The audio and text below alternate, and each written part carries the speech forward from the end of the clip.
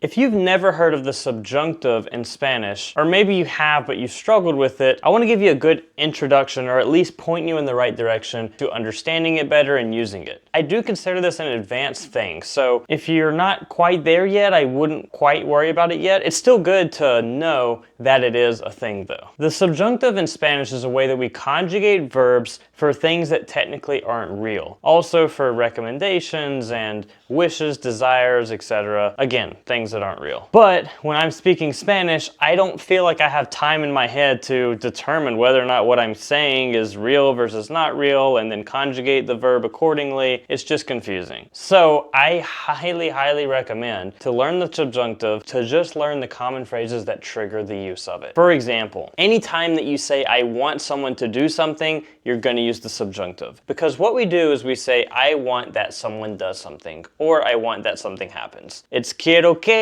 followed by a verb conjugated in the subjunctive. For example, I want you to go would be quiero que vayas. Literally, I want that you go. There are other phrases like this. I hope that you go. Espero que vayas. I prefer that it doesn't happen. Prefiero que no pase. And pasar is pase, not pasa, because it's the subjunctive. Para que will trigger the subjunctive. So that. It's important to go so that you learn. Es importante ir para que aprendas. And technically it's not real because it's so that this thing happens and it hasn't happened yet, so it's not a real thing, which is why the subjunctive is used. Again, it's so much easier to just know, hey, anytime I use para que, I'm going to use the subjunctive. So look up some different phrases that trigger the subjunctive, and I hope that this just helps point you in the right direction. And if you like the way that I teach Spanish and explain things, I highly encourage you to check out my free training where I show you my 3 strategies and my methodology that allowed me to become fluent in Spanish within a year, and how you can do the same. I'll show you my favorite resources, what I think you should and shouldn't focus on. I'll also talk more about my full Spanish program at the end if you're interested in signing up with a special discount. But to sign up for that free training today, just go to michaelharperspanish.com and click on Let's Get Started to sign up for this free training right now. And follow to learn more Spanish.